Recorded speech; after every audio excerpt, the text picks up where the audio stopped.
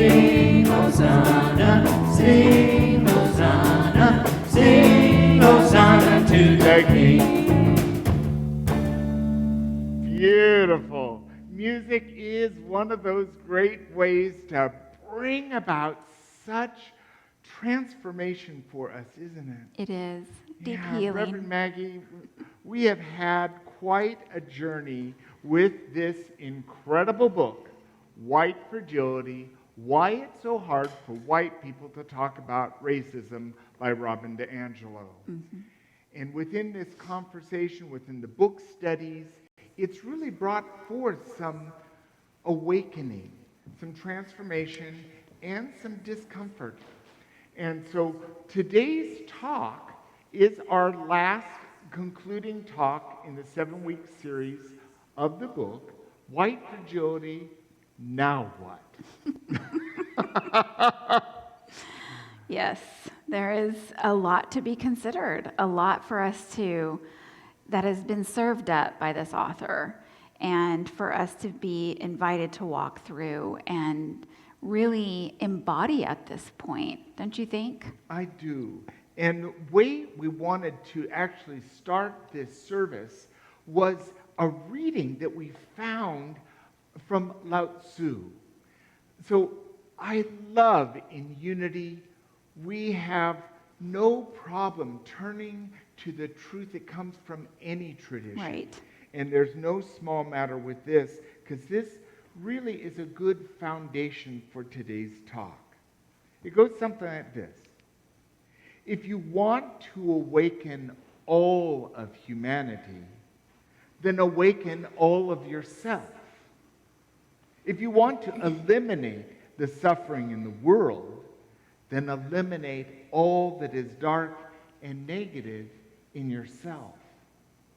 Truly, the greatest gift you have to give is that of your own self-transformation. Mm-hmm. I love that wisdom. I And do it's too. spoken so eloquently and simply, and it really comes to us as Robin, in her book, Robin DiAngelo, points out that each of us must do this on our own. Mm-hmm. The only way there's going to be awakening and a growth of our equanimity and a foundation of true unity is by each of us doing this work ourselves. Mm-hmm. I do too. I didn't expect that. I have just a few markers in my book here. I thought it was just going to be about what racism is and the many different definitions of racism and how that's presented in our society. Mm-hmm. And that is true. There has been a lot of that. But she took a 90-degree turn, I think it was around chapter 6 or 7, where it was now, you've got the information out here, what are you going to do about it in here, in our own vessel? And from chapter 6.5, 7, all the way through 12, it was an invitation to do our inner work. So we thought we might have a little bit of a struggle in how to bring this topic into the spiritual unity principle realm.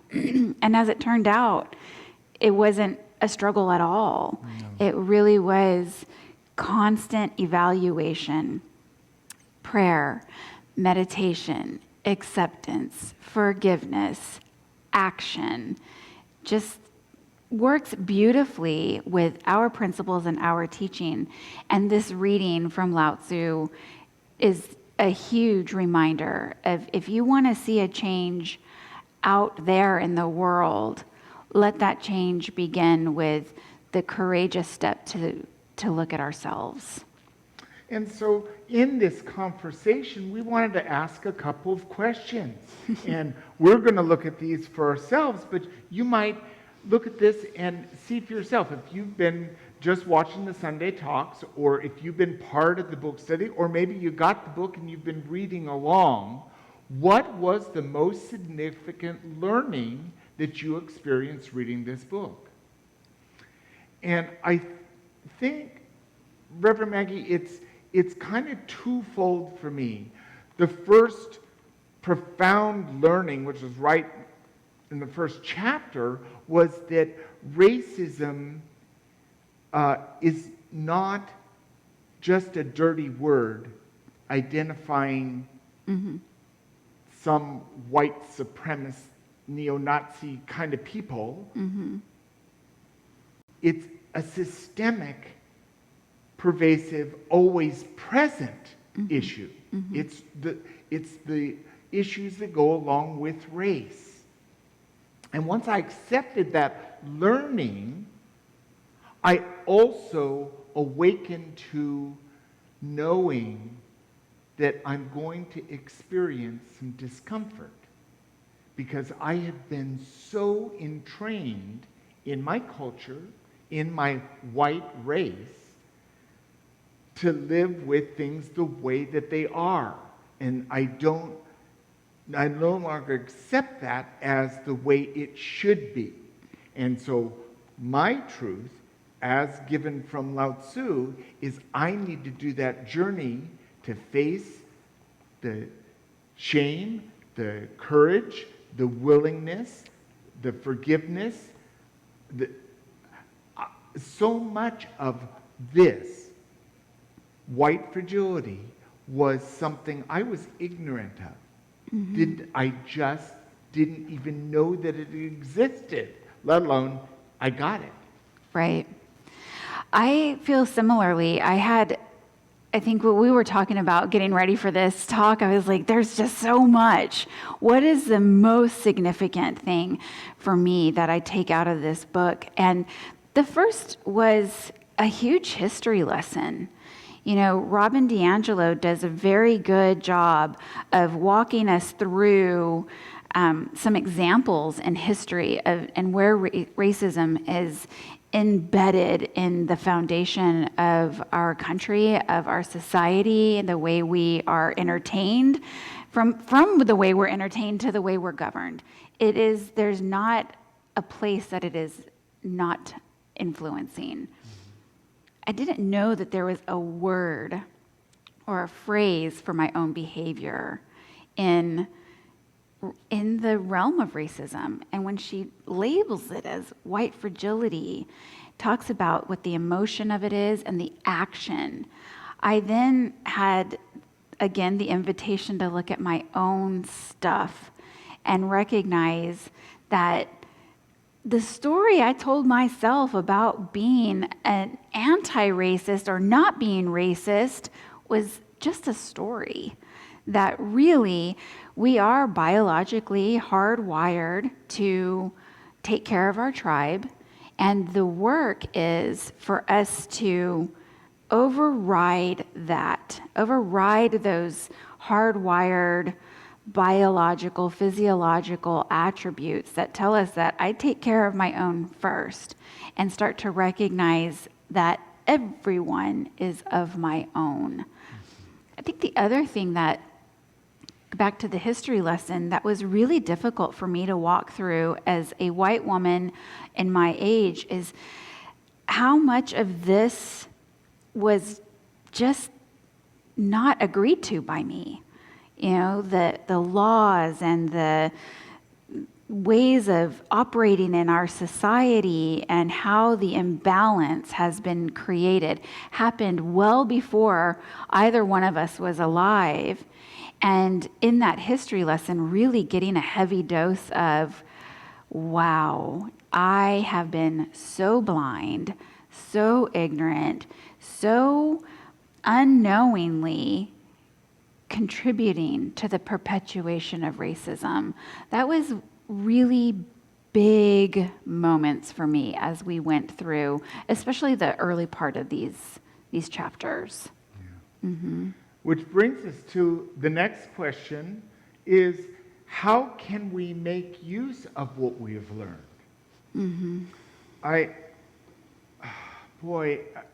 It's profound how I can, in just 7 weeks, I realize I've just started to have this awareness. I mean, I really did not have an awareness of it before. The profound awareness that everything that's in my life, when I go shopping, housing, education, everything that I've experienced in my life has been affected by that very imbalance of everything towards white people. I love this example of, like, if I go to get some hair care products in any store, from a 7-Eleven to a Target to HEB to a CVS, wherever I go, there's going to be aisles of shampoo, conditioner that I can choose from. But my hair, I'm trying to get the oil out and condition my hair. A person of color's hair needs to put oil in it. And the hair care products for people of color is always just a little mini offering. Mm-hmm. And I think that imbalance is always present. And it's mine to see, where can I make a stand? Mm-hmm. Where can I ask a question? Where can I state a truth that can have the bringing about that awareness in others? Mm-hmm. Ooh. Such a very true statement. And for me, it's been a new level, a deeper level of consideration of others just beyond my own self. And what I have gained in reading this book, and really had great richness extracted, was from our book study group. And being very honest in our experiences with the material, and very honest with a group of ministers that span from Hawaii to Florida and from Canada to Texas. So we had a lot of different cultural aspects, a lot of different upbringings, and all of us were white. So we had a conversation about consideration and how we make considerations for white people, or generalizations like with the hair care products. But if you're left-handed, there are special scissors for you. If you're colorblind, literally wired colorblind, there are special glasses that help you see color accurately in the world. But where we are so uncomfortable, where I have been so uncomfortable and unaware, is in approaching considerations for people in our community, friends and society beyond, of color. And instead of just ignoring that they were black or brown and assuming that they were going to be fine with the same decisions I would make because I'm making them for everybody, gross overgeneralization, is to stop and take a breath and to dig deep into that courage. And when there is a social gathering, when there is a class, when we are inviting people, guests to our church, is just to wonder if it is truly welcoming for all people. Mm-hmm.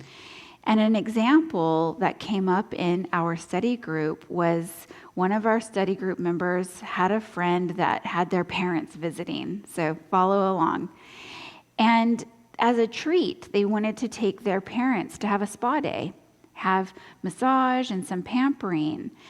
And when our friend in the study group picked up the parents and asked how the massage was, the mother said, "I've never had a white person touch my body." And that just I did not even have the awareness, it's bringing tears to my eyes.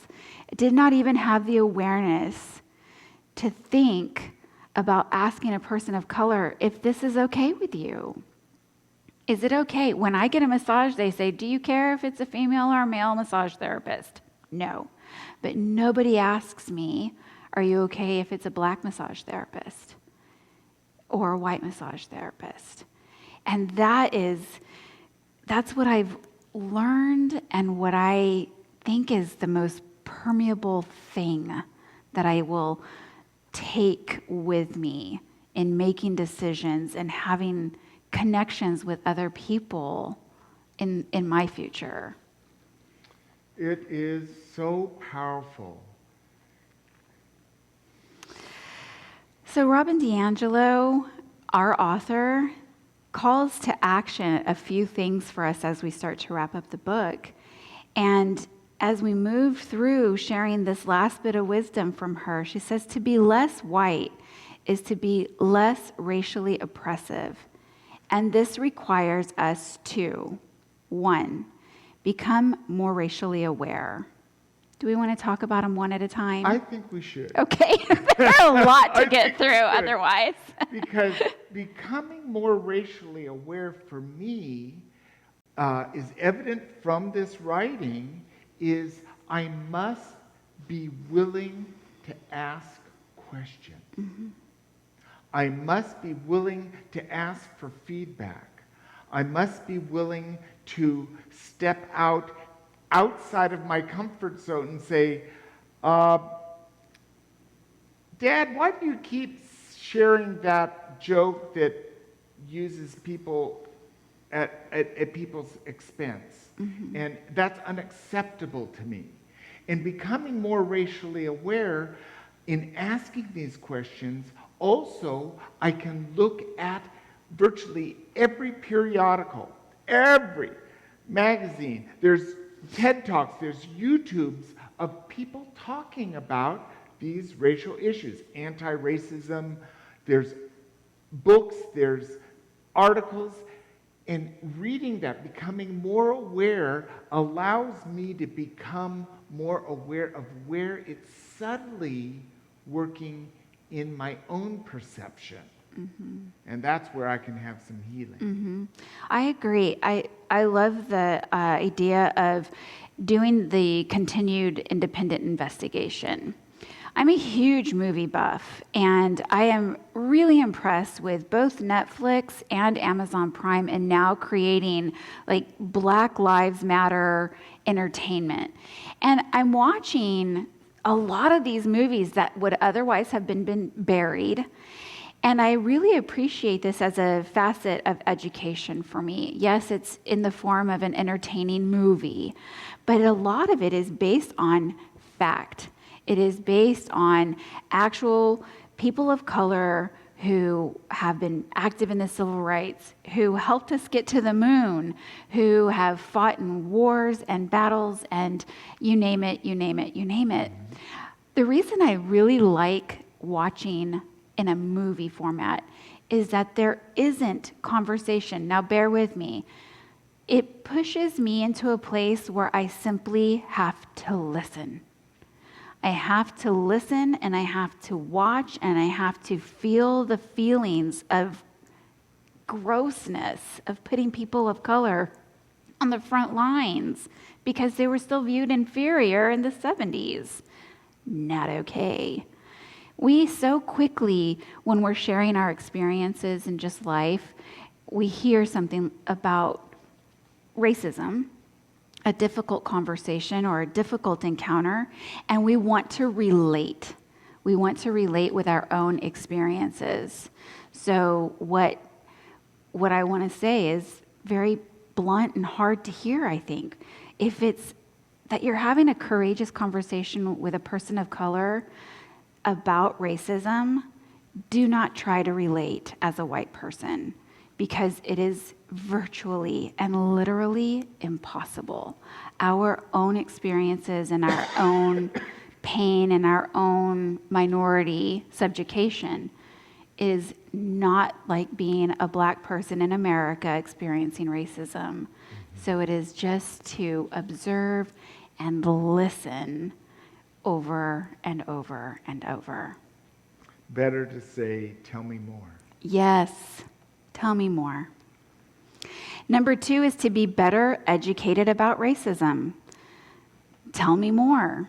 Not to flex our white fragility and to control the outcome of a conversation or to let our emotions override our system and our logical thinking, but to go, whoa, I feel really uncomfortable and I'm not sure I know what to do in this situation and I don't have the words.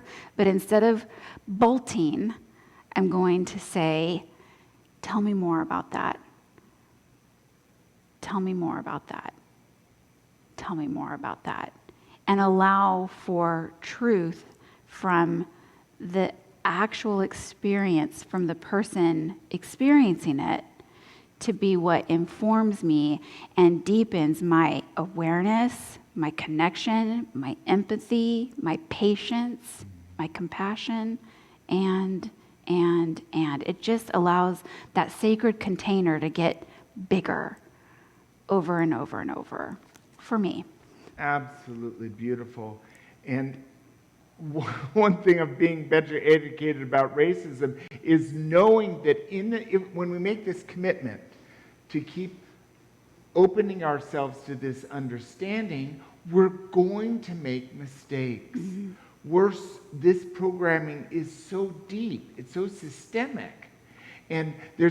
But even that mistake can open us to an opportunity to go back and say, could we go over that conversation we had yesterday? I realize I may have said something, overstepped my bound, and I want to know what you experience. I'm open to your feedback, and we could have a dialogue, could allow an opportunity to be vulnerable and intimate, and through that process, there's an opportunity to actually develop trust. Mm-hmm. Mm-hmm. You ready to go on number 3? Sure. All right, number 3 in our action steps is continually challenge racism, certitude, and arrogance. This is really, this one is like what happened many times with this story, with this book. I would be reading it, and I'd read something like that, and then I'd want to throw the book across the room because she just nails it here. We need to challenge our certitude and our arrogance that just because we've been living this way, we're right. Or it wouldn't be this way if we didn't all agree to it and it's right. I think one way that I'm doing this is right here in Unity. You won't hear me saying on a regular basis, we are one. Because in truth, we are not one until we break through these racial barriers and have equanimity no matter what color is. Now, I can affirm the truth that we are one, but saying that we are one is not a truth until it is true. And that's not going to happen until I continually challenge my racism and the arrogance and the certitude that goes along with white supremacy. Mm-hmm. Reverend Tracy Brown, she's a Centers for Spiritual Living in Fort Worth, Texas. And she came and spoke. It stuck with me, and I may have already mentioned it once before, but she said, oneness does not equal sameness. Oneness does not equal sameness.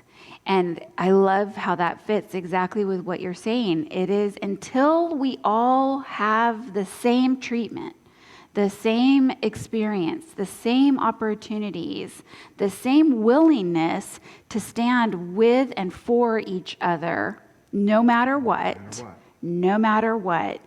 then we are not operating in the truth of our oneness.